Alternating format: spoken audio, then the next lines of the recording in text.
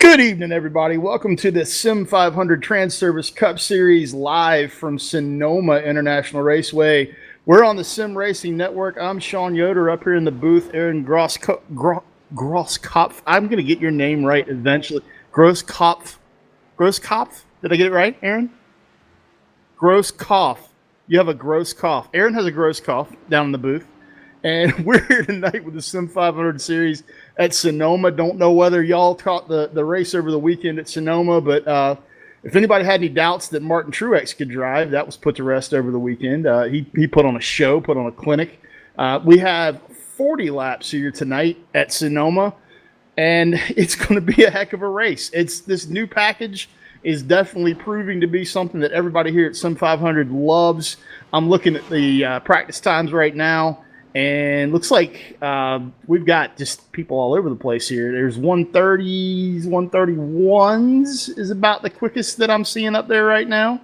131 and some change. I'm trying to find the fastest drivers. David Comstock right now, fastest practice time with a 130.9.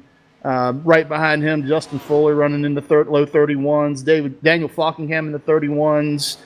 Anthony DeBarro in the 31s, Mitch Rollo in the 31s. That Mitch Rollo guy, you guys have heard him on the Sim Racing Network many, many times. Going to give y'all a little bit of an update on the point standings right now in the Transervice Cup Series. Little quick rundown of the top 10. Going into this race after Chicagoland last week, Justin Fuller leads the points right now with 541. Right behind him, Trey Edson coming in at number 2 spot with 540 points. Chad Cole up one position to third place at 535 points. He's trailing by 6 right now. The lead, David Comstock in 4th. He fell a position last week. Daniel Falkingham up 1 point. He's running in the, let's see here, he's in the 5th spot right now. Nick Silver in 6th in points. Tommy Ryan in 7th. Anthony DeBarro in 8th. Adam Gilliland in 9th. And Scott Simley in 10th, up 1 position from last week. So that does it for a points rundown. That's your top 10. We're going into qualifying right now. We'll be racing here directly. Let's see here. I'm looking at the top of the board. We've got Mitch Rollo on the top of the timing chart right now. Mitch is basically, actually, as soon as I said that, David Comstock goes out and outruns him by about 0.2. David Comstock laying down a 130.797, and then Daniel Falkingham comes in and lays down a 130.364. So times are falling during qualifying. We're going to see some really good racing here at Sonoma tonight. Can't wait to get this thing underway. 40 laps. The good thing about Sonoma, local yellows. We don't have any full course yellows, so we will actually be basically flag to flag. We're going to be running, and according to Aaron Grosskopf, you got it right that time, because I'm going to remember that forever now that he's told me it's Grosskopf. According to Aaron, basically they can make it about halfway on fuel here at Sonoma. So we should see some pit stops coming up somewhere between lap 18, lap 22, somewhere in that area, and then they'll take it to the end. Aaron's showing some cool stuff right now on the screen. We're going to have the rundown for you all night long. I'm going to be up here in the booth taking care of business. We're actually, they're gridding right now. They're gridding right now, according to the producer. The producer is producing. He's doing a good job. Let's see here. If they're gridding up already, does that mean Daniel Falkingham brings it? Nope. Yep, Daniel Falkingham, P1, puts it on pole for Sonoma this evening. David Comstock in 2nd with that 130.797. Mitch Rollo qualified 3rd with a 31 flat. Like totally 31 flat. There's no .001 or anything. 31 flat. Anthony DeBarro, 31.564 in the 4th spot. And Tommy Ryan putting it in the 5th position with a 131.835. Lots of cars up there separated at the front of the field by less than a second. And they're gridding up right now. We're going to get Doug. Doug's actually in a Porsche tonight, Aaron. I don't even know what to think about that. He's out of his Mustang. Is Doug qualified to drive a Porsche? No, we haven't cleared Doug for the Porsche, so we may have some erratic pace car driving this evening. If we actually, once Doug is done with this opening lap, Doug's done for the night if all we have is local yellows. So we don't have to worry about seeing that Porsche again. I've already been told by our producer that I'm not allowed to call any of the paint jobs liveries, even though we're on a race course or a road race course. So I'm going to try not to do that. I'm getting phone calls up here that I'm going to ignore. What was that, Aaron? I will say one thing. That new livery on that Porsche pace car looks amazing. It's a Porsche, Aaron. I'm just going to say that. It's a Porsche. It's not a Porsche. I'm going to chime in from time to time in this broadcast tonight. I know my mic level is a little bit lower than Sean's, but when I see something, I'll say something. We've already gone through that. He's going to keep saying, when I see something, I'll say something, and I keep thinking of really bad things when he does that. But if you do see something, definitely say something. And let me know if you're scrolling back through the field, you found a good battle, let me know, because I'm going to focus, for the most part, I'm going to be focusing up here at the front of the field tonight. I'm alone in the booth. Well, I'm not alone. I've got Grosskopf here with me. I'll make your job I'm semi-alone in the booth. How's that? I'll make your job easy and go ahead and tell you to keep your eye on that 42. It's not like I don't already know that. I think the 42, we've got Falkingham's always fast. I don't know how Mitch does on road courses. I don't know if Mitch Rollo is a threat on a road course or not, but he qualified well, so we'll see how that goes. Anthony DeBarro, always fast. Glen last season, if that tells you anything. Mitch Rollo won Watkins Glen last season, according to Aaron. Is that what you just said? Yes. Okay. Mitch Rollo won Watkins Glen last season, so that means he could be a threat here. Let's see. I'm going to run down the top 10. Daniel Falkingham in first. David Comstock rolling around in second right now. Mitch Rollo third. Anthony DeBarro starting fourth. Tommy Ryan starting fifth. EJ O'Rourke starting sixth. Timothy Johnston in seventh. Sean Casto eighth. Trey Edson in ninth. Nick Silver 10th. And we have, according to my screen here, we have 35 cars getting ready to take the green flag out here in California tonight. And Doug's doing a good job in the Porsche, man. I'm going to give Doug props. We're coming around, and lights are off on top of the pace car, so we're going green first lap out. Doug pulls it off, and I'm waiting to see Falkingham and Comstock lay the hammer down. I'm just going to be quiet here so y'all can hear him take off. But there we go. We are green at Sonoma, 40 laps of racing. Should take us a little bit over an hour to get to the end tonight.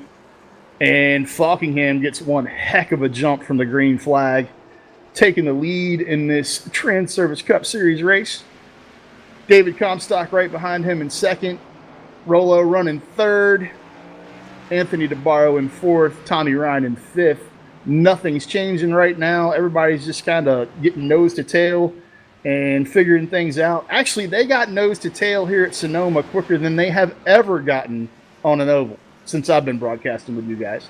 It's everybody just sort of like they rolled into line, and now they're taking it easy. And if we could get them to do this every week, things would go a lot smoother at the beginning of every race. This is going to be interesting to watch, and I wish there was more to talk about right now, but right now, Daniel Falkingham putting on a clinic, already pulling away a little bit here. Well, one thing I'm seeing already, Sean, is everybody just Sim500 isn't known for road races by any means. A lot of these guys just mainly stick to ovals, and I think everybody's just gonna run this first half just so timid, just so everybody can have a chance. Don't hurt the car. Bring it home. I heard a lot of people talking about racing the track instead of racing people tonight. And that makes a lot of sense. I mean, that's what you have to do at a road course. You need to race the track. You need to race your own race on a road course. It's the same. The same can be said on an oval. I mean, if you start fixating on who you're trying to catch and what they're doing, and you're not paying attention to your own line, when you have multiple lefts and rights, and the distance in between these corners is different between each corner, so you can't really get into the same rhythm that you get into on an oval, where it's literally things there's a cadence to an oval, basically. There's a rhythm to a road course, but it's not the same thing. And you can't get complacent. You can't focus on that car in front of you, or you'll throw it off. You'll bend it. You'll put it in the dirt. You'll put it in the wall.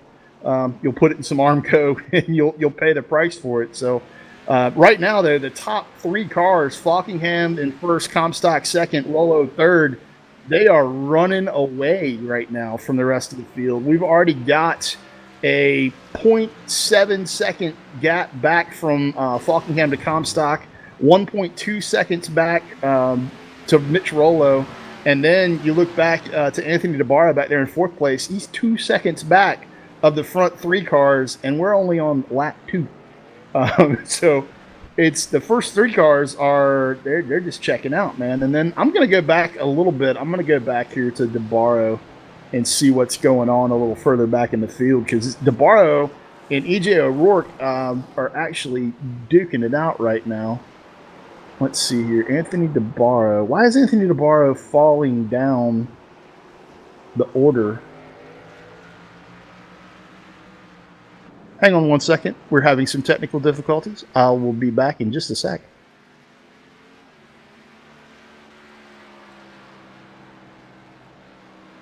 There we go. We're sorted. Yeah, DeBarro, I'm not sure what's going on there. I'm showing DeBarro still in fourth place, but I'm showing him 29 seconds back. Something is going really weird with iRacing for me with their timing and scoring right now. So we're going to hang out and figure that out. And in the meantime, I'm going back to Tommy Ryan. I don't know whether... EJ O'Rourke in fourth with Tommy Ryan. Did DeBarro, did DeBarro have did he lag out? Did he have a problem? Because I'm not even showing him on the screen anymore. He probably had an accident that we didn't catch. Yeah, something happened to DeBarro. He's fading back. EJ O'Rourke and Tommy Ryan now are fighting it out for fourth and fifth, and all of a sudden DeBarro's showing in 31st. As Tommy Ryan goes around. Tommy Ryan went around. I'm not exact. I saw the end of that. I saw the cloud of smoke and Tommy sideways on the track. Not really sure what the cause of that was. Replay pulled up here. All right, pull the replay up. Give me some feedback there, Aaron. Producer, produce. Let me know what you see. Actually, let everybody know what you see. You've got a mic. Should be coming up here. And he just got loose coming through those high-speed corners. Just caved through a little hot, and the car just looked around on him. He did it to himself. It happens, man. Trying a little too hard. What can you do? What can you do? Right now, I'm rolling around with EJ O'Rourke. EJ is kind of in a little bit of no man's land right now, running in fourth place. He's got a nice gap back to fifth and a pretty big gap in front of him up to Mitch Rollo. He's got about 5 seconds between him and Mitch. Let's jump back to Timothy Johnson. One thing I will say while we're talking about EJ, in the winter, it was one of the winter series. It could have been the B car winter series that Sim500 had. He qualified on the pole when we ran Daytona road course in one of the NASCAR series here at Sim500. So EJ is also a pretty decent road course ringer himself. That's awesome. Are you going? Does Sim500 go back to Daytona road course? Because if they do, I will broadcast from inside the car. I want to run that race with you guys. Normally when they do those special road course events like that. I will join the winter series and I will run that in a heartbeat, because I could close my eyes and drive around Daytona. I have more laps around that road course than any human being should ever be allowed to have in real life and in sim. It's one of my favorite places to go race, man. I love that track. Meanwhile, back at Sonoma, Falkingham still up front, commanding lead over Comstock right now. 1.4 seconds on Comstock, running in second. Falkingham running in first. Mitch Rollo still hanging on to third, and that top three still running away from the rest of the pack. EJ O'Rourke 9.5 seconds back. Timothy Johnston 11.9 back. Trey Edson back in sixth place, already 12.5 seconds back. Top three checking out. Rest of the field, they're battling it out with each other. So I'm going to go back. I'm going to jump back on board with Nick Silver right now in the 15 car. and see what he has going on. I'm going to switch cameras around here a little bit so I can get a little bit better view. Check out Nick's Mustang. Good looking motorcraft paint job on that car. I called it paint job just for Aaron so he doesn't like kick me off the air. He has that power. We're on board with Silver right now, and he is tearing up the S's. Let me see here. I'm going to go back to far chase so I can see what he is doing. Nick is trying to chase down Trey Edson. Trey's got, I don't know, 5-6 car lengths on him. And right in front of Trey in 5th place, Timothy Johnston, holding a pretty wheel going through that hairpin. And through that hairpin, Nick closed up on Timothy Johnston and Trey Edson quite a bit there. He actually picked up about a half a second on that one corner there. And things are just kind of doing what they do, man. I'm trying to find like people side by side and some serious battles going on, but like you said earlier, Aaron, this one is going to be everybody just finding their pace and sticking with it. I think no one wants to get crazy. No one wants to throw it off. No one wants to get sideways and write their car off. I'm back right now. I'm back at 19th. Chad Cole in the 82 car, following along with him. He's running around with Glenn Campbell right now, and they've got a pretty good battle going on. And then right in front of those two, the 16th, 17th place cars of Anthony Calantoni and Shane Ewing, those guys had a pretty good battle going on. Right as I say that, it looks like, I think it was Calantoni. Yep, Calantoni got loose and lost a couple spots there in that 84 car. Chad Cole looking at the inside of the 84. I'm looking for battles wherever I can find them right now. They were almost 3 wide there. Chad Cole and I think it was Nelson Rivera and Calantoni were almost 3 wide, and that was not going to work at Sonoma. No, 3 wide here is not ideal unless you're going in a straight line. There's really no room in these corners. There's basically one line. If you get off that line, especially later in the race, things get dirty off the racing line, and things get really loose here really fast. You drag that dirt back on the track, and bad things happen. Watching that 84 car right now, he's having a little bit of problems. He's fighting it. That is the 84 car. Anthony Calantoni in the 84 car. Yep, Anthony Calantoni and Chad Cole going at it right now. Chad Cole gets the inside line on Anthony. Looks like he's going to make the pass and make it stick this time. Anthony he's got his hands full, man. I don't know if there's something wrong with the car, if the setup's just not gelling with him. I don't know what's going on, but he is all over the place. Chad Cole makes it stick. And then I'm watching this battle, and Anthony just dive bombs, just comes right up on Chad's bumper, gets all over the brakes, and woes it down, saves it. It could have been bad. That could have been a pretty big hit, but it was not. It was not. I'm going to jump back up to the front. I'm going to go with Falkingham again, see what's going on at the front of the pack. And Falkingham, in the first-rate bait Chevrolet, is running away from Comstock right now. We are, how many laps into this thing are we? We are working lap 9. And Falkingham already has a 3.3 second lead over David Comstock running second, Mitch Rollo running third. And those 3 cars are 15 seconds up the road from E.J. O'Rourke running fourth right now. Field is spreading out in a hurry. Daniel Falkingham putting on a show at the front of the pack.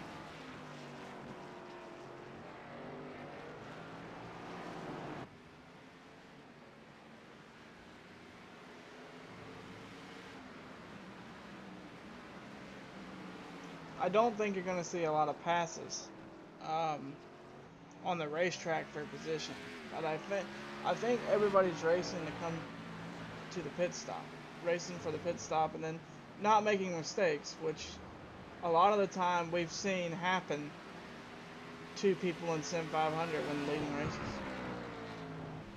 Yeah, absolutely. I mean, it's the road course is definitely. You can see immediately the guys who are more comfortable turning left and right than the guys who are more the oval specialists that we're used to in Sim 500. But that's what this is all about, you know. I mean, it's they throw the road courses into the real life schedule just to break it up, just because, you know, oval, oval, oval, oval every week. You know, you throw something in there, throw something in the mix, and I think it makes the drivers try that much harder, and it's just something different to do during the course of a season. I'm on board right now with Joey Jatina, and I mean, Joey's back in 28th place right now. He's wheeling it for all it's worth, man. He's doing everything he can do to just get the thing around the track and have some fun out there. And I think that's what these guys are doing. They're just having a good time. Like you said, Aaron, it's more about survival and making sure you come home with as clean a car as possible. Um, there's not a whole lot of drafting here at Sonoma with these cars. And So Joey, I mean, Joey's got a lot of real life experience on a lot of racetracks. He used to be an instructor for LGA Racing Adventures. I think that's what it's called. Could be wrong. I don't really follow racing adventure or driving schools or anything like that. But he is a pretty good driver.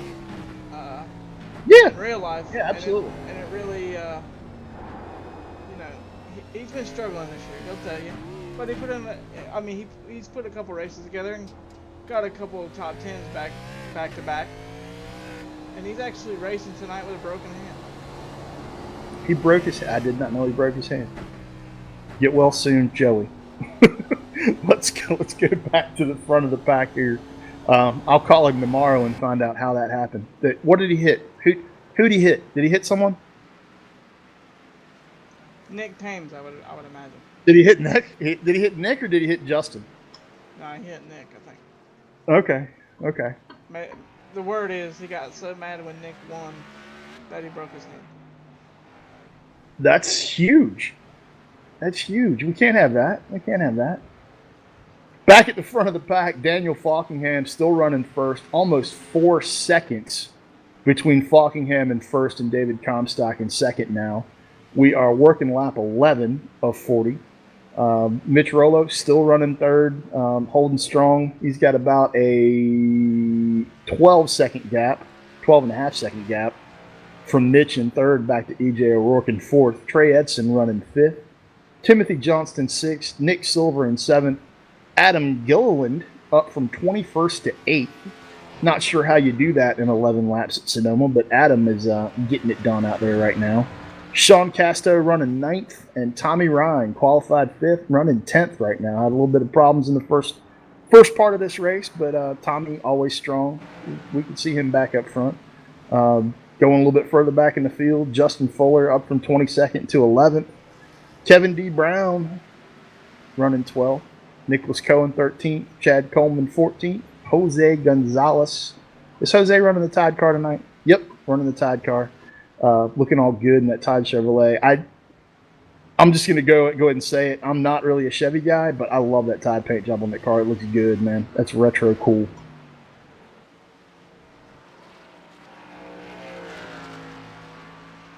Yeah, man, it is a really good looking paint scheme. And a little fun fact about Jose for the people that don't know Jose, he is actually the only foreign driver in Sim 500. The Pride from Puerto Rico.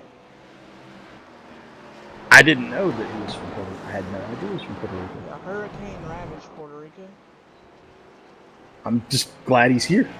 I'm glad he's here. One thing I heard about him is, you know, Puerto Rico got hit by that hurricane pretty good. He actually ran his internet with a generator and actually ran races on a generator. Around the time of that hurricane happened. That's straight up baller. Go ahead and do what you do, Jose. He's running 15th right now. You know, the little meatball we call him. He owns and operates his own food truck in Puerto Rico. It's supposed to be really good, I've heard. Well, we need to go check him out.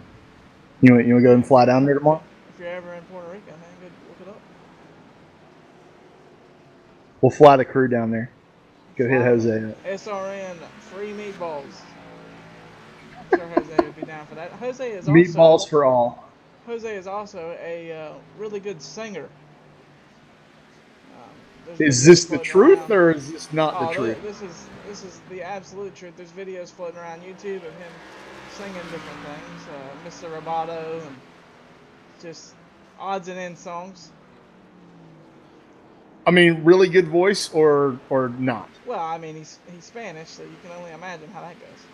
Okay. I mean, there's plenty of Spanish folks that have really good voices. I'm just trying to get to the bottom of it. But Jose's Jose, and we love him for his flaws and everything he brings to the table. Really good to see him running good. Yep. Running in the top half of the field, back up front with Falkingham. 5 seconds now. 5 second gap between Falkingham and Comstock at the front of this thing. I believe that may have been Steve Ritter that went up. No, it might not have been Steve Ritter. It might have been Michael Keaton. But yeah, I think it was Michael Keaton that Falkingham just put a lap down. Falkingham is flying, man. I need to go check what kind of laps Daniel's running. He's killing it, man. His race pace right now, working lap 13, he's running 31s, 32s still. Tires not really falling off a ton for him right now. And started from the pole and walking away. Literally in the last half a lap, put a second on David Comstock. That's just not a normal thing to say in Sim500. That's what the road course is doing basically tonight. The road course is it's highlighting, I guess, Falkingham, and I don't know whether Dave or Daniel does a whole lot of road course racing on a regular basis, but if he doesn't, he should, and if he does, it shows. He's doing a heck of a job.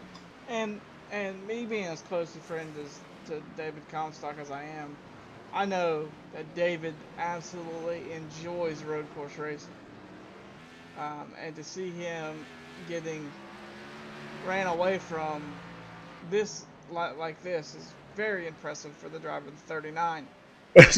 Getting, and there's a giant pause, and the next word is shellacked right now. It's yeah, absolutely. Yeah, this is crazy. Absolutely, man. It's really a good show. And back again, talking about the Winter Series, Falkenham did this at the Charlotte Roval. Pretty much the same thing, dominated. And he made a mistake and hit the wall, leading the race. And that was all she wrote. Not sure who won that race. I want to say it was Byron Daly, maybe, that won that race. But, yeah, I mean, he's had a lot of misfortune, but he's also had a lot of wins as well. And you know as well as I do, that's how it goes in racing. Oh yeah, absolutely. I mean, this is definitely it's way outside the comfort zone for a lot of these guys, and I totally get that. You know, I grew up racing sports cars, but I've raced my share of stock cars and stuff too. But as much as I love the fact that we have a super late and a pro late model asphalt car in the garage, I love them to death. I love getting to go out. I love getting to shake them down and drive them. They're fun.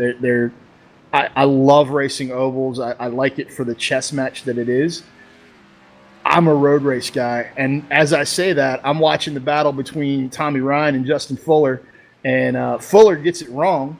Don't know what corner that was, but Fuller got it completely wrong. That was a heck of a battle there for about 2 laps, and then Fuller kicks it sideways, and all of a sudden, there is a 2+, maybe 3 or 4 second gap between Tommy Ryan in 9th and Justin Fuller in 10th. Going back to it, it's just road course racing is its own animal, just like dirt is its own animal, just like ovals are, they're completely different in so many ways than running a road course. It's just, it's cool to see these guys outside their comfort zone and having to deal with it. And we're working lap 15 right now. We're coming up on about halfway. Yeah, and I mean, with you saying that, I just think about some of the stories that I've seen of, how big NASCAR is getting in people that race overseas, like the V8 supercars, which the V8 supercars and the Cup car, there really isn't much difference as the way you drive them. I mean, of course, they're going to be different, but There's a lot of people that race in Australia, Shane Van Gisbergen, and a few others that want to come race NASCAR road courses. Oh, I mean, they want to come race NASCAR ovals. It's racers are racers. Having said that thing about the disciplines demanding different things from their drivers, racers are racers. I truly don't care what I race. If there are 2 hover rounds, I'll race them. It's not a problem, and that everybody in this series is the same. I totally understand that.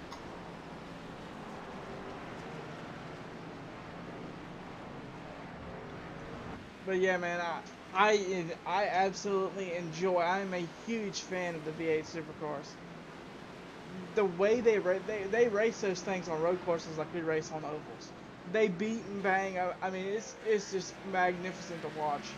And with that being said, I really miss Marcos Ambrose in a NASCAR vehicle, because watching him at road courses was such an awesome thing to see. And I mean, Max Pappas was another one. Never really got to break in, but just people I think about as Justin Fuller Borstead. runs off I mean, course. you get Borstead in any of these cars, he's a monster. Yeah, Andy Lally, it's all of the hired absolutely. guns. Yeah, Ron Fellows comes over from Corvette Racing and just kills it in NASCAR. In NASCAR and Xfinity, what they used to be basically. Ron hadn't been on track for a while. He's been retired for a while, but Juan you Pablo was got another one.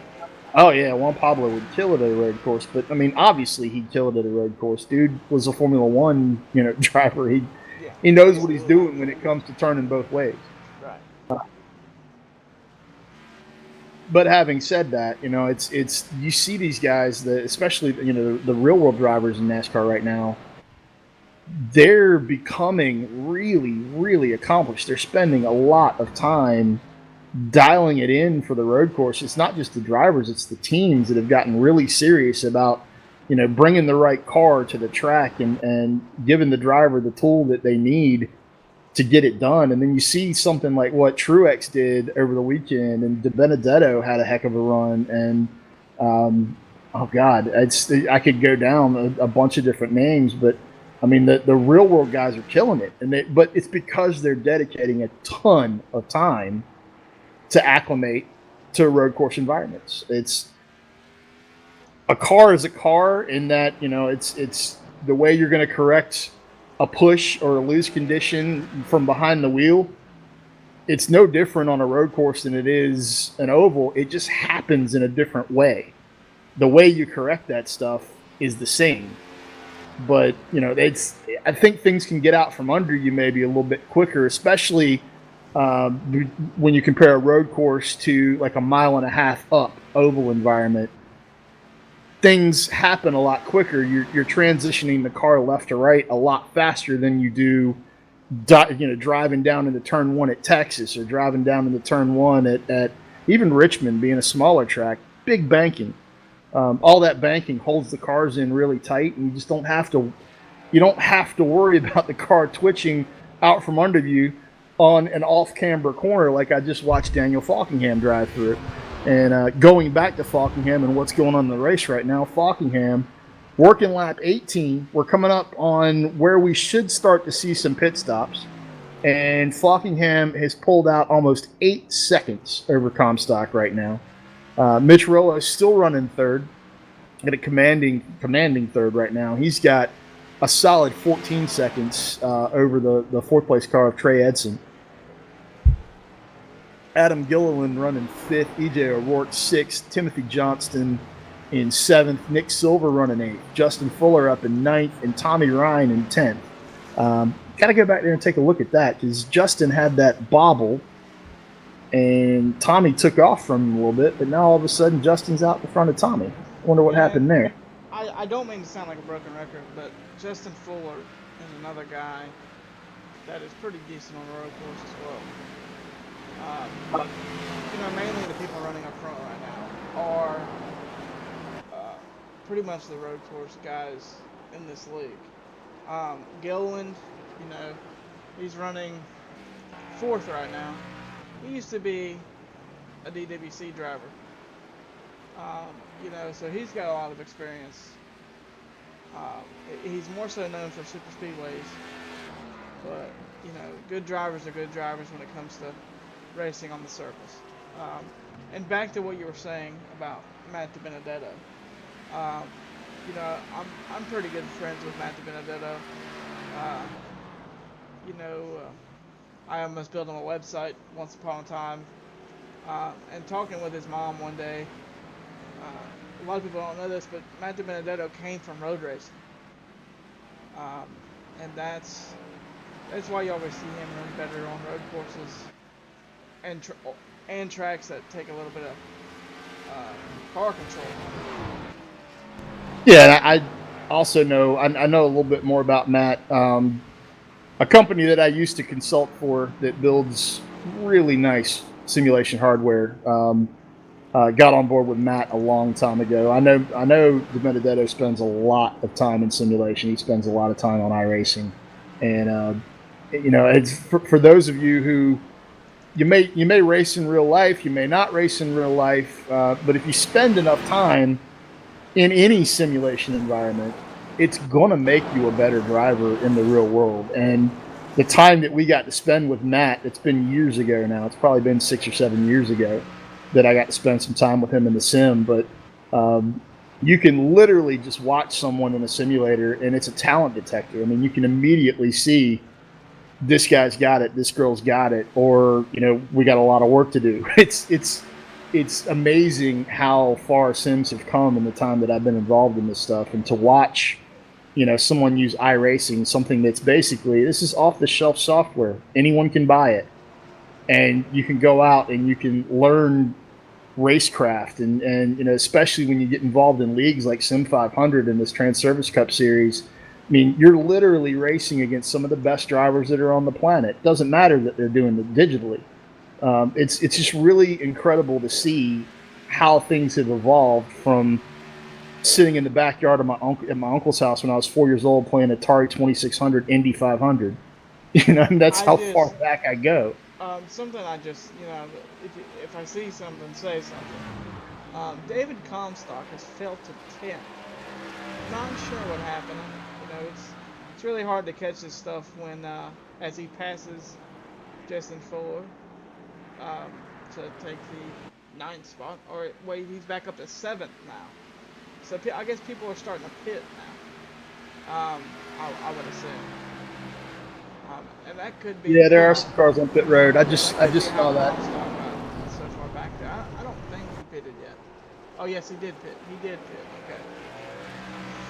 That would make sense. That's how he dropped back, and that does make even more sense because I don't think Fuller has come in yet, and Comstock is yarding Fuller right now. So new tires after 20 laps, that makes perfect sense. New tires are definitely showing that they're making it for sure. Yeah, big time. So we're halfway through 40 laps here at Sonoma. I think now would be a good time to take a little break, little station identification.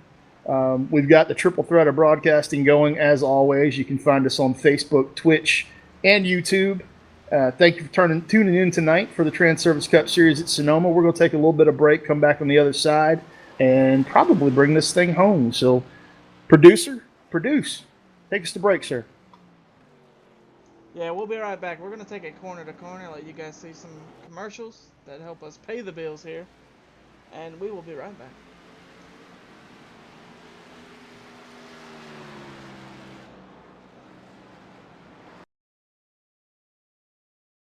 All right, Watson, let's analyze the chemicals in this cigarette smoke. Cadmium? Check. Formaldehyde? Check. Arsenic?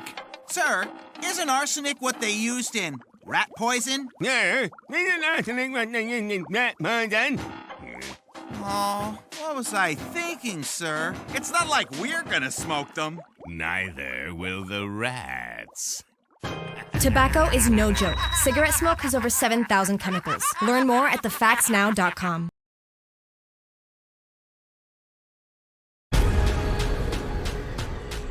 The most realistic online racing sim ever made. This is iRacing. Detailed laser scan tracks, fully dynamic, real-world cars, and over 50 series to choose from. 6 online world championships offering over $100,000 in annual prizes. This is the original esport racing game. This is iRacing.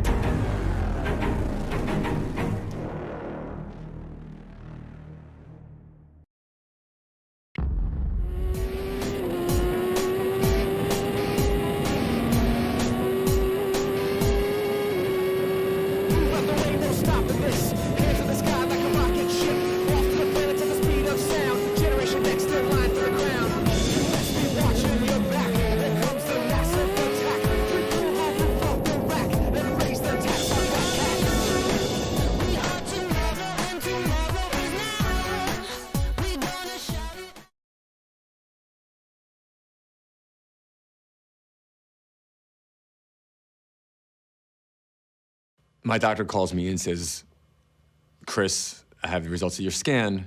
This is saying you have lung cancer. And that was probably the single most shocking thing anyone's ever told me in my life. How can I have lung cancer? I'm 39. How can I have lung cancer? I do kick myself almost daily for ever starting smoking. I really do. Quit your way. Visit tobaccofreeflorida.com.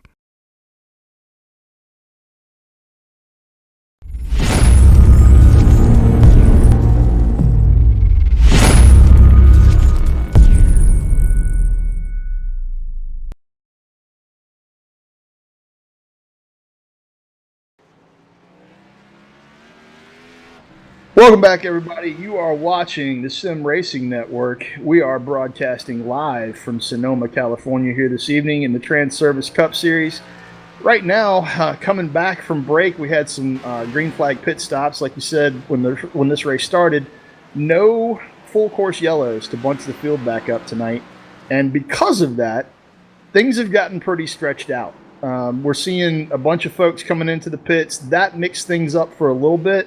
The only thing that really got mixed up during those green flag pit stops at the front of the field, Falkingham still running in that first position now that he's shuffled back down there after his pit stop. David Comstock, though, is running second. Justin Fuller being shown in third right now because I believe Mitch Rollo came in to the pits, and that cycled him back a little bit. But we're going to see Justin here in the next couple laps. He's got to make a stop. No way you can go much further than they've gone. They're working lap 24 right now, so that's got to be about the end for these tires and probably about the end for fuel in these cars around Sonoma. So we're working green flag pit stops. The field is scrolling all over the place, rolling around, and we're trying to make some sense of it. The only thing that we can truly make sense of right now is Daniel Falkingham absolutely killing it in the first-rate bait Camaro. Just putting on a show. He's showed right now an 11-second lead over David Comstock in second. Justin Fuller still showing up in third place, started 22nd. Heck of a run from Justin, but he's going to shuffle back as soon as he comes in and get some fresh tires and some fuel. Going to need it here probably, I would say, this lap. I can't believe that he could go much further than that. Do what? Say that again? I will say one thing. We talked about it. You talked about him a little bit ago. Even I said something about him. Adam Gillen has made such a charge through the field. I mean, he's not going to have enough time to catch the leaders, I don't think, unless something drastically happens. He's currently being shown 36 seconds behind the leaders. Yeah, I'm showing him right now running 6, started 21st, and I mean, he's getting it done. He's running minute 30-second laps, but his car is torn up, man. He's got some left front damage on that machine. You know as well as I do that the damage really ain't gonna affect him as long as it's not affecting the way that the skew is on the car, or you know. Yeah, as long as the thing's still turning in properly, there's not, like I said this earlier, there's not a whole lot going on aero-wise with these cars around this track. I mean, it's not helping you to have wrinkled fenders. and wrinkled doors, but it's not hurting you as bad as if you were at Talladega or Daytona. Right. So as long as that thing has actually still got the right caster camber in tow in the front end, and the rear end is still in line with the front tires, business as usual. But And as soon as I say that, I'm watching Gil, and I'm watching him through the front windscreen, through the front windscreen, not the rear windscreen, just in case you're wondering. And he just got way up on the wheel, swatting flies inside the cockpit, trying to keep that car going where he wants it to go. He's busy inside the cockpit right now. New tires, probably going to take it all the way to the end. Doubt we'll see anyone coming in for a splash and dash or anything. No need for it. So right now, Adam Gilliland, though, like, let's take on board with him for a lap as it comes through the hairpin.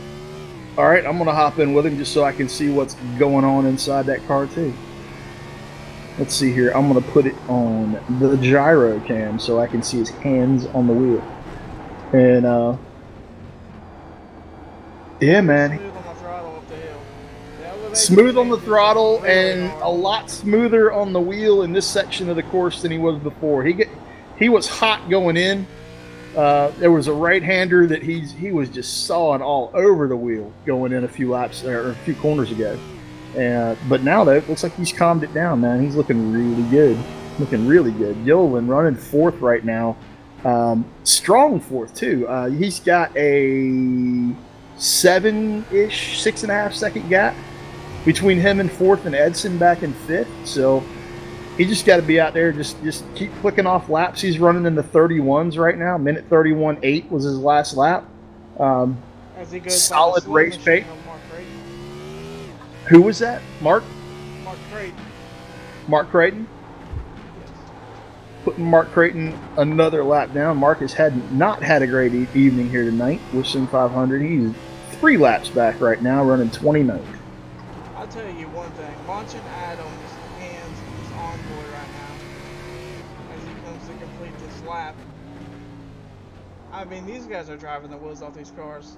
They are dancing, sliding all over the place. Yeah, it makes me actually want to give them a try. I still haven't had a chance to jump in these cars, and everybody in this league, everybody that I know that has driven this new package absolutely loves these cars. And I am stupid, and I've been working so hard that I haven't had a chance to jump in and run a lap. So honestly, right after this race is over tonight, I'm probably going to have to jump in and just see what I can do, see where I stack How up do you compared feel, to the let me minute ask you 30. this. Let me ask you this, Sean. How do you feel about them running this configuration instead of the Cup configuration? I mean, this is the configuration I'm used to, so it makes sense to me. The Cup configuration is it doesn't change a whole lot.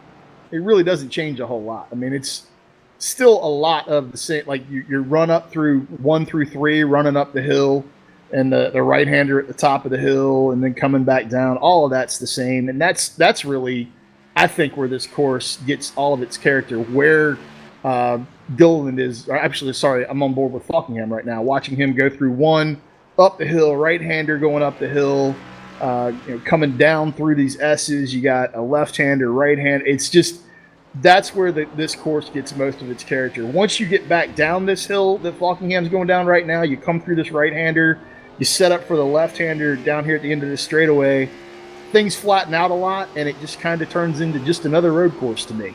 As we ride on board with the nose cam of Daniel Falkingham, a really cool view, right against the racing surface. Yeah, I love the views that we can get here in iRacing, and I especially love it. That kind of makes me wish that I was commentating on this race with VR. There's something really cool about VR when you're riding on the bumper or someone's fender, or you're looking out back at a car in VR around Talladega, and you got 40 cars running up on the rear bumper. It's just amazing what you can do with the software. Lots and lots of fun. There's so many different things you can do with it that a lot of folks don't even think about doing stuff like that. And get out of the car in the pits and walk around it in VR and stuff. It's just, you feel like you're there. Incredible stuff. Yeah, that VR has really made a stride here in the last year. I haven't been able to try it due to my lack of sim racing funds. Come on down to Bama. We'll put you in the. Hey, if the wheelchair can make it, I would, man. I'm building a 48 volt, a 48 volt hover round right now, so we'll just get you down here on that. Absolutely. You As we wheeling around the 13 parking laps lot. to go, Sean. This is really clicking off. Yeah, it's going fast, man. Working lap 29 right now. I'm watching Falkingham just click him off, man. He's now 14 plus seconds ahead of David Comstock. Mitch Rollo still running third. Adam Gilliland running fourth. Trey Edson fifth. EJ O'Rourke in the sixth spot. Let's see here. Tommy Ryan seventh. Timothy Johnston in eighth. Justin Fuller running ninth. And Nick Silver running 10th. Right where he started this thing almost 30 laps ago. Let's see here. I'm going to go back through the field and see whether I can find some battles. Need to change the cameras around. And I just jumped into Sean Casto just watching him. I always like watching Sean Casto just because, A, I love the paint job. And I love the fact that he has... That car looks amazing, and I love the fact that he runs City Chevrolet as a sponsor. It makes me smile.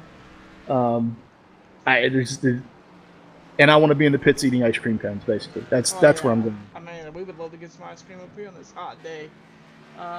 Let's take a look at the weather at the track.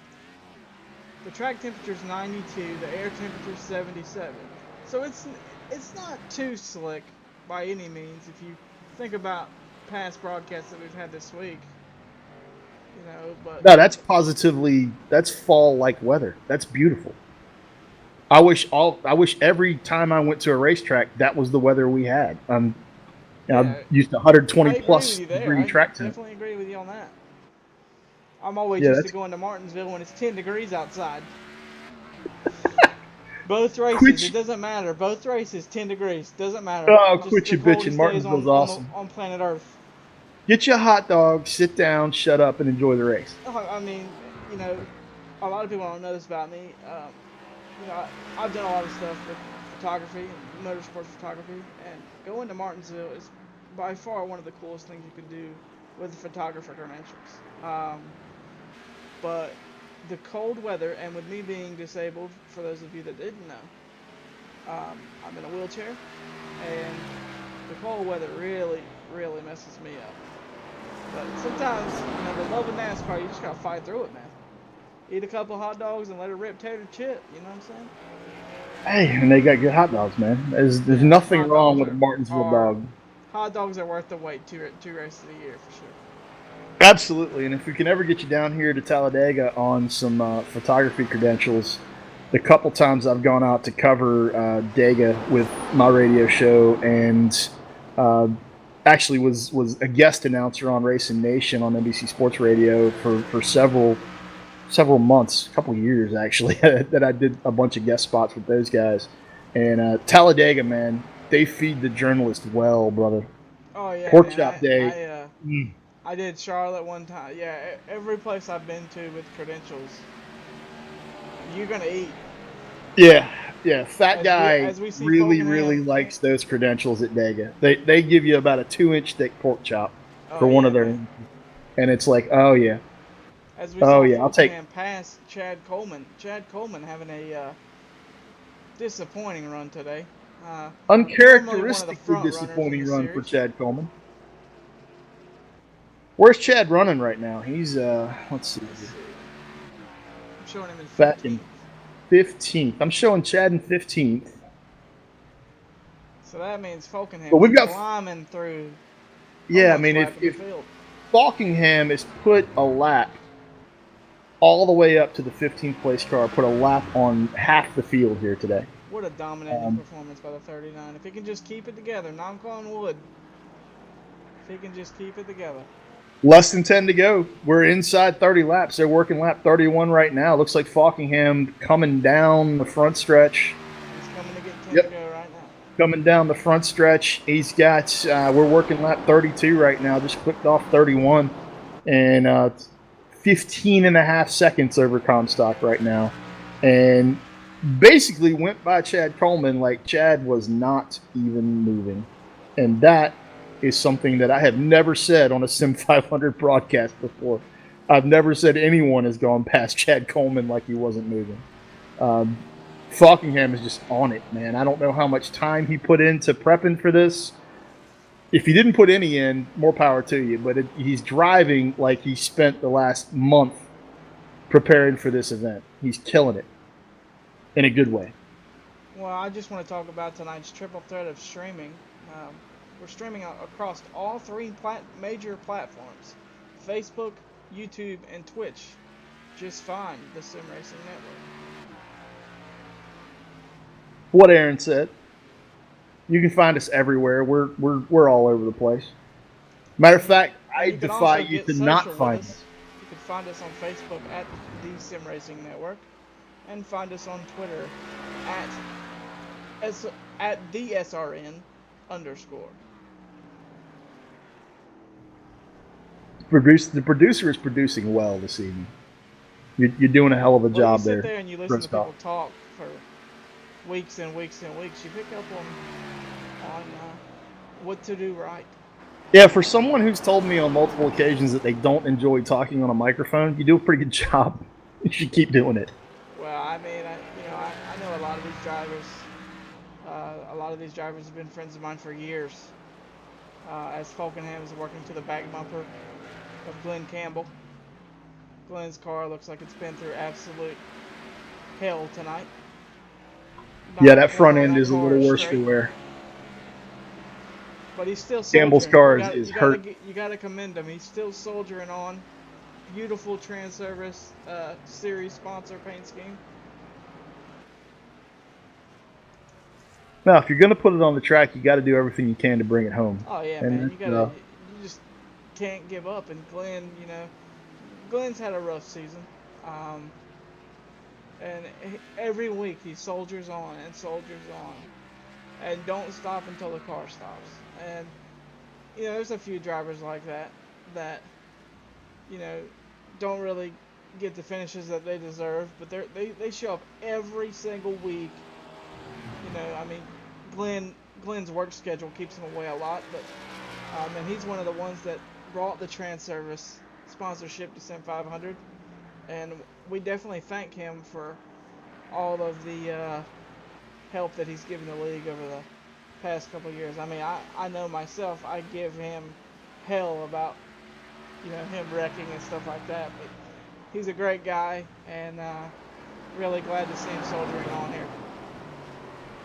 Yeah, and I'm looking. I mean, as soon as you started talking about soldiering on, I started clicking off 35th place and working my way back up towards the front, and it looks like we go up to 27th, and that is potentially the last car running out there right now. Man, Jimmy look at that Coleman. paint scheme on the 3, though, huh? What a beautiful car. It's gorgeous. Are you saying that because you painted it? Did you paint that? No, I did not. That is okay. It's a good looking car. Real Tree Fishing sponsor. Austin Dillon scheme, I want to say. Yeah, it's good looking, man. It's very colors.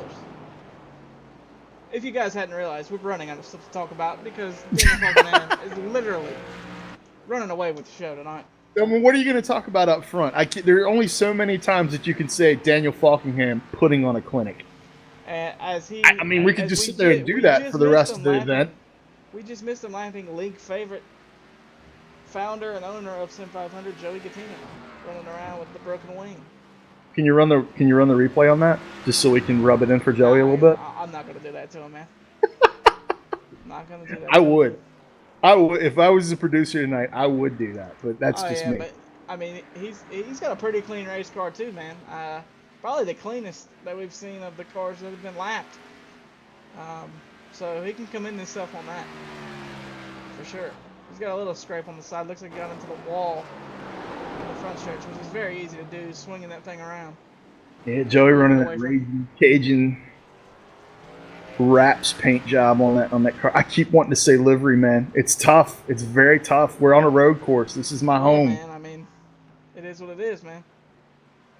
Oh, how about this? I just jumped up to 8th place. Just jumped on, looking head on at the front of Timothy Johnston's Camry.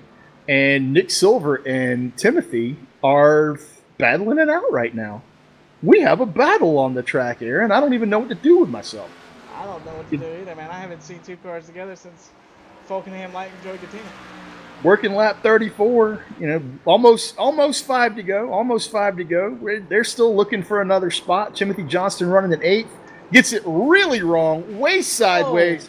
Oh, And no. the 15 hits the barrels.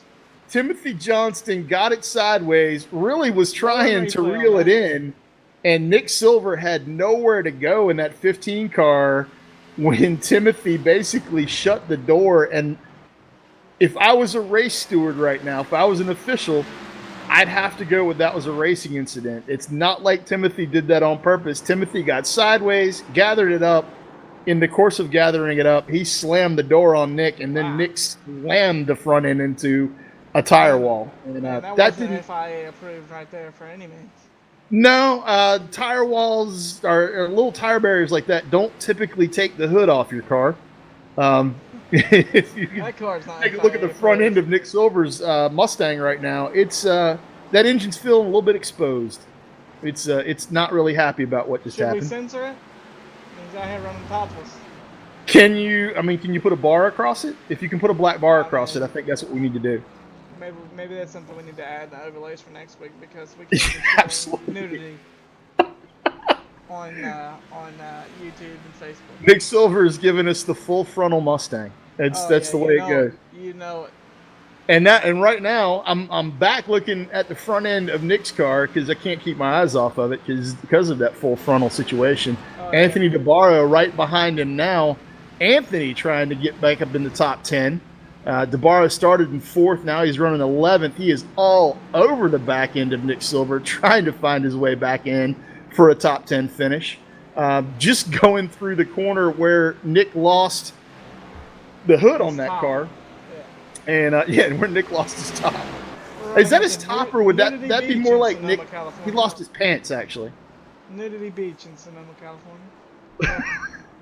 California's beautiful, sunshine. You got to take the top off. So Anthony Too much DeBarro wine trying to in the get back wine inside the country. top 10. I'm going to go back up front to Falkingham real quick and just take a quick look because we're working lap 36 right now. Falkingham, 20-plus second lead over David Comstock. Falkingham is going to have to lose this race because no one else can win this race at this stage of the game. Does that make sense? Don't look now, but he's also about to pass Timothy Johnson, who is also topless. Timothy Johnston, since the last time I looked at him, Timothy has torn that race car up. Timothy running an 8th spot right now. Timothy, no hood, fenders destroyed, looks more like a modified than an actual stock car at this stage of the game. And it looks like that car is crabbing on him quite a bit. He's fighting to keep that thing going in a straight line. Emphasis on soldiering on for the driver of the 20. Absolutely. Justin Fuller up in 7th. I'm just clicking up towards the front of the field right now, looking for another battle. Justin Fuller torn my paint job up tonight, and he's torn my fenders up. Tommy Ryan back in 7th now. Let's see here. We just had a big shuffle on my screen. I was looking at Justin Fuller. He's up in 6th. Tommy Ryan back to 7th.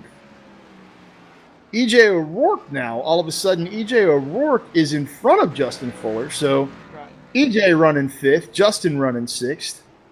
And EJ's car, actually, the front end on EJ's car is looking really good. Like he hadn't really gotten into a whole heck of a lot of trouble tonight. Yeah, man. Everything's clean. Brennan Mercer, a guy that I know that sponsors EJ, he'll be pretty happy that the fenders are good to go for next week as long as it keeps it clean here. But Fuller and EJ have had run-ins in the past. They're friends, but they don't give each other room. Well, that's what you do with friends. Fuller As closing in on the back bumper. as you see right there, yeah. Fuller showed him a bumper, and EJ was like, "Nope, not gonna give it to you. Gonna go ahead and shut that door immediately." All right, we got that battle going on. Right behind Justin Fuller, Tommy Ryan trying to figure out how to close the gap on Justin Fuller. There's about a 2.5 second gap between those guys. Where you at on 99? Are you on board with 99? No, I said Tommy Ryan in the 99. Oh, you're rhyming almost things runs now. to the back of the 41. Again. Justin trying to find his way around, and that's allowing Tommy Ryan in the 99 car to really close that gap. Went from about a 6 or 7 car length gap Fuller's to looking on the inside of the no gap at all. Justin Fuller up the inside of EJ O'Rourke. And then the 99 car, thinking about going by with Fuller, thinks better of it, tucks in behind O'Rourke. Yeah, they're going after it. We've got about 3 left. Wow, big drift for the 41 car. And these guys, this is the best battle we've seen all night. We had to wait 37 laps for it, but now we've got some racing, y'all. This is fun to watch. Justin Fuller going out to that 41 car, tapping the bumper a little bit on EJ's car. And this is fun. The 99 car now going by. He's 99. 99 taking the spot away from EJ. No, he's not. And that's road course racing. If this had been an oval, the 99 car had it, but it's not. So he got him back on the next corner, and they live to fight another day. This has gotten actually quite a bit of fun. 6th place through 8th place. We're gonna check in with the leader. You haven't missed anything. He's still out front. I mean, what you've missed from the last time we talked about Daniel Falkingham at the front of the pack, you've missed him pulling out another 3.5 seconds. I don't know whether you really would say that you missed that unless you're like Daniel Falkingham or Daniel's parents or Daniel's sponsors, and if you are any of those people, congratulations, Daniel's killing it tonight. Y'all are having a blast watching Daniel do this. He's absolutely running away with it. I believe David Comstock. What were you saying, Aaron? His family does watch the broadcast, so well, there you go. Enjoy the show tonight. Shout out to the Falkinghams.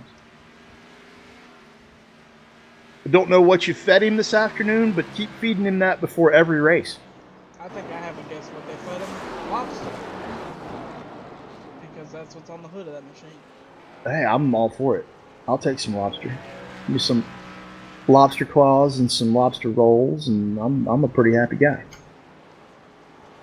Where are we down? We're down to the last lap. How did we get down to the last lap? 2 to go right now. 2 to go. 2 to go? Coming Okay, 2 to go. 2 to go, coming to white. Daniel Falkingham in control. David Comstock running second. 24 plus seconds back of the lead is David Comstock right now on the 42 machine. Mitch Rollo still running third. Not as commanding of a lead as Mitch has had, as Adam Gilliland has really closed that up. I don't know whether Adam has enough time to reel Mitch in the next 2 laps. But that was a 15 to 20 second gap at one point, and now it's down to less than 2 seconds for that 3rd place spot. So I'm pretty sure knowing Mitch like I know him, and like you know him, he's not even pushing. You think he's backed off just to save the car? Because if he's backed off to save the car, he better pick it up because Adam is coming. Mitch is just running as hard as he has to stay in front of him. Okay, well, we'll see, because if Mitch doesn't pick it up in a hurry, he's going to have a bumper full of Gilliland to deal with. Falkingham takes the white flag one more time for the dominating performance of the 39. Yeah, we can't say enough about what Falkingham's done out here tonight. It's really, when you think about it, it's kind of ridiculous. It's pretty amazing. Like, I don't think anyone going into this thought that was going to be the case. I was just talking about Mitch Rollo and Adam Gilliland. I'm watching right now from the front end of Mitch's car, Mitch's Mustang, and in that Sim Speed Shop car, and it looks like he saw Adam coming and buried the throttle a little bit and said, "No, I'm not going to give this up that easily," because things are staying pretty steady at about a 2 second gap, 1.8 to 2.1-ish second gap. And as I say that, Adam Gilliland throws it off into the dirt, trying to make a last lap move. And that's pretty much going to put an end to his ability to make a charge, I think, if there was an ability there at all. I'm going to go back to the front of the pack, take a look at Falkingham, and basically bring him over the final turn for the final time to come onto the front stretch to take the checkered flag. Daniel Falkingham, with a dominating performance, will win in the wine country at Sonoma. Unbelievable race by Falkingham. I haven't seen anything like that in my brief stint with Sim500 in the broadcast booth. Yeah, that's taken dominating to a whole other level. David Comstock, 24.8 seconds back. David is just brought it across the line. Mitch Rollo bringing it home in third. Adam Gilliland, a hell of a drive, coming up from 21st in the number 81 car to finish in fourth spot tonight. And Justin Fuller coming up from 22nd spot to finish fifth tonight. That's your top five. Falkingham first, Comstock second, Mitch Rollo third, Adam Gilliland fourth, and Justin Fuller in fifth.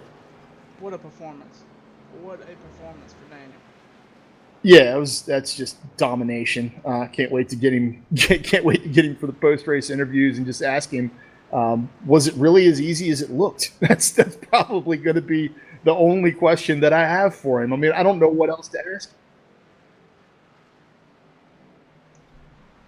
All right, we're going to roll over the top 10 here real quick and probably take a little bit of a break, go side by side for you guys while Daniel Falkingham burns them down, and then we'll get the post-race interviews with the top three. Top 10 tonight here at Sonoma in the Transervice Cup Series Sim500 event, broadcasted on the Sim Racing Network by myself and Aaron Grosskopf. Daniel Falkingham dominates, bringing it home in first. David Comstock, second place. Mitch Rollo bringing it home in third. Adam Gilliland bringing it home in fourth, all the way up from 21st. Justin Fuller finishes fifth after starting 22nd. EJ O'Rourke finishes sixth after starting sixth. Let's see, right behind him, Nicholas Cohen brings it up from 25th to 7th. That's a heck of a run from Nick tonight. And Tommy Ryan finishing in 8th spot, Anthony DeBarro in 9th, and Nick Silver finishing in 10th. We're going to go side by side here real quick, take a quick commercial break, come back with the winners and the podium interviews on the other side of that break. You enjoy Daniel Falkingham burning them down while we're at break on side by side. We'll be back here in just a second on the Sim Racing Network. My doctor calls me and says, Chris, I have the results of your scan. This is saying you have lung cancer. And that was probably the single most shocking thing anyone's ever told me in my life. How can I have lung cancer? I'm 39. How can I have lung cancer? I do kick myself almost daily for ever starting smoking. I really do. Quit your way. Visit tobaccofreeflorida.com.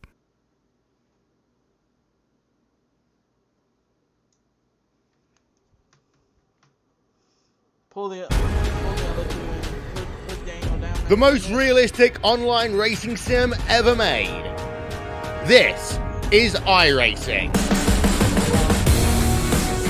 Detailed laser scan tracks, fully dynamic real-world cars, and over 50 series to choose from. 6 online world championships offering over $100,000 in annual prizes. This is the original esport racing game. This is iRacing. You ready to come back? Yep, coming back. Nah, go ahead. I'll do Mitch. Rolling graphic right now. We gotta wrap it up. I gotta pee. Alright, we're back. Welcome back, folks. This has been an interesting race tonight here in the Transervice Cup on the Sim Racing Network. Sim500 action from Sonoma. 40 laps were run tonight. We saw a dominating performance. We'll get to that interview here in just a minute. Right now, we're going to turn it over to Aaron Grosskopf. He is going to bring up Mitch Rollo, and basically it's going to be Sim500 producer interviewing Sim500 commentator, or the Sim Racing Network commentator, after Mitch brings it home in third place tonight. So, Aaron, take it away. Bring Mitch on up here, and you guys go for it. And I've caught up with the driver, the 96 from Canada. Some like to call him the Canadian assassin, Mitch Rolo. Mitch, how'd your race go tonight? I'm more the hell out. That was a lot of fun tonight. I didn't have nothing for Comstock and especially nothing for Falkingham. Them two were on rails, but especially Falkingham. I don't know where he found that speed at, but we brought it home third tonight. It's the second, third place finish in a row for the 96 Sim Speed Shop Ford Mustang. So we'll take that. We'll take that into the next race and then hopefully continue on our good fortunes here. So, what goes through your head, knowing that there's not going to be any cautions? What goes through your head to like pace yourself in a race like that? Well, yeah, it's a tough thing to do, but you just got to keep it in the back of your head that no matter what you got, what you got. There's not going to be a caution that flies. So my main thing was I wanted to have fresher tires than everyone for that last run, and luckily, that's what happened, because if not, Gillen probably would have gotten by me on that last run. He was driving pretty hard. I saw him in the mirror, and he's getting closer and closer every lap. I was sweating, hoping I could hold him off. But that was a lot of fun tonight. I like these road course races when they have no cautions. Then the guy, the fastest guy out there is going to win the race no matter what. So I think it's lots of fun. All right, Mitch, and do you have anybody you want to thank that helped you get it done here or not? Yeah, definitely everyone at Crossover Incorporated. Awesome teammates over there. You guys at the Sim Racing Network do an awesome job on the broadcasts. Huge thanks to Sim Speed Shop for all your button box needs and all sorts of other cool stuff for your simulator rig. Go over to simspeedshop.com and check out their products. And everyone at Sim500 that puts working on this league, I appreciate it. It's a fun place to run. So. All right, Mitch Rolo, the Canadian, brings it home in third tonight. All right, we're going to go ahead and bring David Comstock up here into the booth, and we're going to do a little post-race with David. I'm getting him up here right now. I, unfortunately, can't seem to do that, so Aaron Grosskopf, producer. All right. David, do you got us? Are you up here with us now? Yeah. Awesome. I have to ask, man. Second place, qualified second, bring it home second. Chasing Daniel pretty much for 40 laps around Sonoma tonight. Was there anything you could do to run Falkingham down tonight? I can't.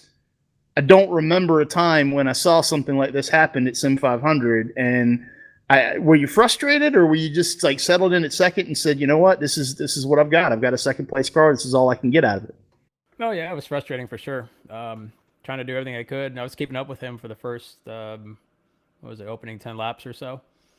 And then we started getting the lap traffic, and some guys knew how to get out of the way, and some guys didn't. So put me in the grass one time to try to not get wrecked by one guy who seemed like a dart without feathers there. So,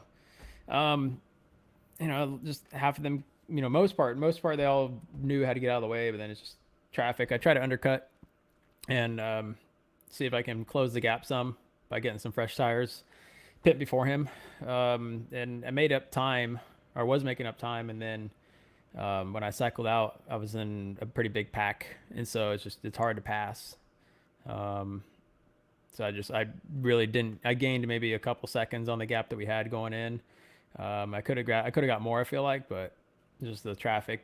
So there's nothing I could do. I was trying to try to pace him, and I was pacing him pretty decent up until we got put out in the grass and lost the rhythm a bit. Got the junk in the tires and trying to scrub them off for like the next couple laps and regain time. And just there was nothing I could do. So yeah, it doesn't take much to throw you off the rhythm at a track like this. And there's only one line.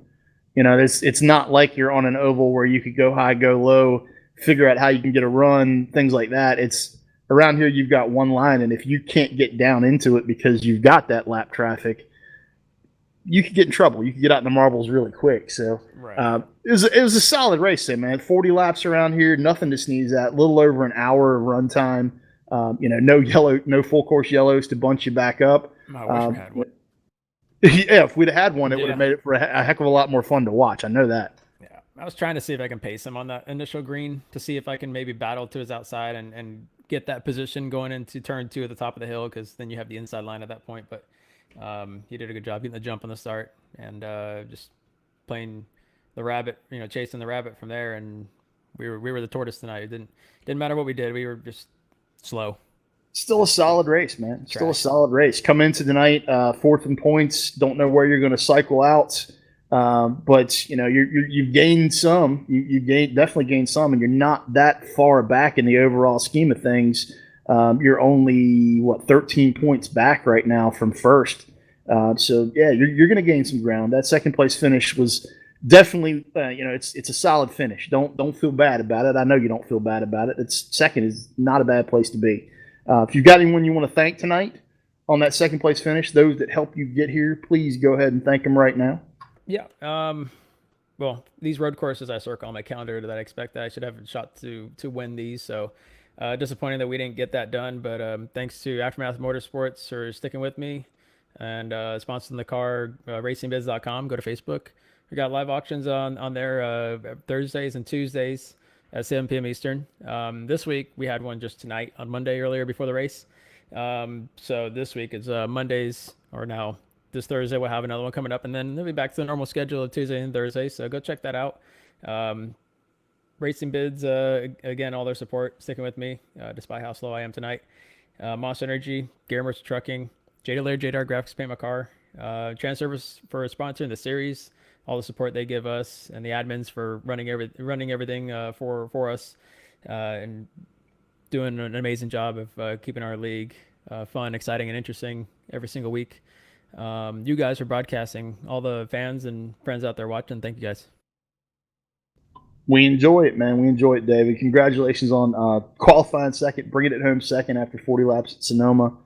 Heck of a race for David Comstock. Definitely going to claw a couple points back, heading up towards the front of the field here in the overall standing. Right now, we are going to get Daniel Falkingham up here in the booth and basically talk to him about a dominating performance tonight. Daniel Falkingham, driver of the number 39 car. You got us, so you're up here with us now. 10-4. Excellent. I have to ask. This is the question that I told Aaron when we went to break. I was like, I'm going to ask Daniel, was it as boring as it looked? Because you just checked out, brother. It was just kind of like, gone, see ya, have a nice time. Was there ever a point during this event where you were like, oh no, something's going wrong, or did it just go perfect? Because qualifying on pole, taking it all the way from green to the end, hell of a race, Daniel, hell of a race. Just describe how it went for you, man. Yeah, thank you very much. It was boring for a little bit, but I mean, it's never boring when you're out leading, of course. But I definitely woke myself up when I nearly spun it going into the carousel. I think it was going into the carousel. Like, I just was on the throttle just a little too hard and nearly spun it going through the long left-hander. So that was exciting. That definitely woke me up. But had a little fun trying to get through lap traffic, because there was a few scary moments when I caught lap traffic at the wrong time. But just getting on pole was vital too, because track position was key. But I saw a lot of people drove from the back, like Adam and Justin. I saw they didn't qualify and they managed to drive up through the back. So props to them, and props to everyone who managed to finish this race. It was pretty easy, but in some ways it was pretty difficult, because even though it was a very cool track temp, it was still sliding off the carousel. I think was one of the big moments I had, was just sliding off the carousel, just because we're just going downhill, and it's just very fast corner, and plus coming at the top of the hill at 3 and 3A is that's where I got sideways a lot too. So that was fun, but yeah. Just a commanding performance, man. Totally commanding performance. Looking at you right now, you and David Comstock tied for 4th in the overall points right now, but obviously you're going to get a couple points on it tonight. Should put you up in actually should put you up in the 4th place spot, and then David back to 5th. Right now, you guys are deadlocked, where you were going into this event, deadlocked at 526 points apiece. But you'll have a point or two on him after tonight's event. Congratulations on the win. Congratulations on an absolutely dominating performance. If you have anyone you'd like to thank for this, getting you out there tonight, and one question that I do want to ask before I ask you who you want to thank: how much practice did you do? I mean, did you just show up and run this, or did you like kill this for a month? No, I really don't practice for that long. I mean, Okay. A lot of the practice, because there's been talks where this race is going to be running the late afternoon stuff too. So, yeah. So I kind of expected there to be a lot of grip anyway, because with just how much downforce these cars had compared to last year, it was just, I felt like I could just push no problem. And I will admit, after last year when I ran another league race, I was running in like the mid-teens, like the 20s in last year's race that I ran with over at RSR Real Sim Racing, and I was just plain terrible at road racing. So I got better throughout 2018, but this year I wanted to make a statement. So I definitely buckled down, tried to get better at road racing. So definitely paid off in the end, and yeah, now we're standing here. Yeah, whatever you're doing, keep doing it. Whoever you'd like to thank, go ahead and do that too. Absolutely, got to thank First Rate Bait Lops 207 for all their support. Also got to thank Cameron Coley for painting this beautiful car and his paint shop, Colby's Eye Paints. If you need a custom paint, always go to Colby's Eye Paints on Facebook. Shout out to Cameron; he always does great paint schemes, and also does local weekly paint giveaways. You can go check that out on the Colby's Eye Paints Facebook group. Also, thank you to Joey and the guys who run the show here at Sim500, put on a great league. Also, thank you to everyone who comes out and races each and every week. Makes this league really fun. We wouldn't have a show without everyone who races each and every week. Also, got to thank you guys for putting on the broadcast, doing this each and every week. Also, got to thank Transervice for all they do for this series. I keep forgetting to mention them every week, so shout out to them for all they do for this series. And also got to thank everyone who probably watched a pretty boring race tonight, I will admit. We tried to keep it as exciting as we possibly could from the booth. Aaron and I enjoyed putting on the race for you guys tonight. Hope everybody that tuned in had a good time watching it. Hope everybody that drove in it is going to have a good time watching the replays. We found as much exciting action as we possibly could out there. Have to throw another shout out to Daniel Falkingham. Dominant performance tonight here from Sonoma. Aaron, do you have anything you'd like to say before we wrap this thing up, or do you want to just go ahead and wrap it up? I just want to point out one thing that I don't think you caught. Daniel Falkingham led 39 laps.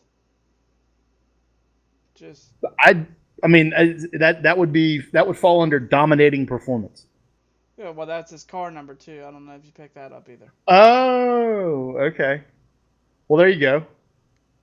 There you go. It's 39. 39 leads 39. That's the headline. We had 0 cautions for 0 laps. Well, we didn't have cautions set up. That's pretty much it for me. All right. I say from me and Sean Yoder, I say good night.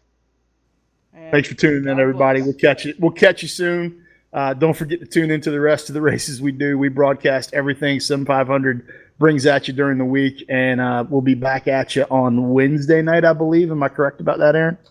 Yes. All right. We'll talk to y'all Wednesday night. Have a great week. I think we're off next week. Next Wednesday. Next Wednesday, we're off. We'll be back. Okay. We'll be back next Monday, I believe.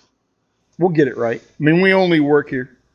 We're not expected to know that. We don't need to know. We don't keep up with schedules. We're producers, really. Absolutely. Tonight. You guys have a great rest of the week. Thanks for tuning in. Thanks for watching and following us on the Sim Racing Network. Thanks for following along with the Sim500 League. And thanks to Transervice for sponsoring this great series. We'll talk to you guys soon. Have a great rest of the evening. Good night, everybody.